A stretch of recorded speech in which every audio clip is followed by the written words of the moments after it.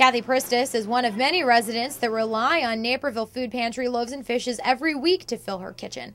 I don't know what we do without it sometimes because, it's you open the refrigerator and there's nothing there and you don't have any money. But food banks nationwide are being forced to toss thousands of pounds of food containing peanut products recalled in the salmonella outbreak. Locally, Loaves and Fishes relies on supplies from area food banks like the Northern Illinois Food Bank and the Greater Chicago Food Depository.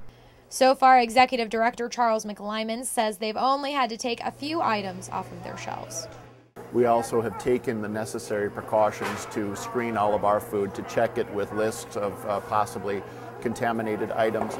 We've thrown about 25% of, let's say, crackers with peanut butter and any other peanut products away just to be on the safe side. Northern Illinois Food Bank officials say they've thrown away less than 1% of their food, and the Greater Chicago Food Depository had to send back 500 pounds worth of peanut butter packets that were destined for a kids' lunch program this week. McLyman says that's a particularly painful process now because food pantries are struggling to feed families in a floundering economy, and peanut butter products can prove helpful in this case.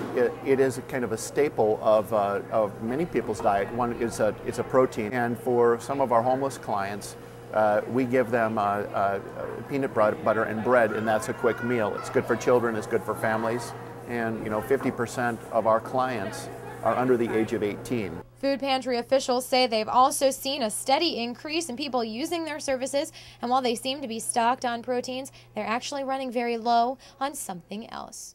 Canned fruit and or even we like to get fresh fruit when we can. I'm Lindsay Thies for Naperville Community Television, Channel 17.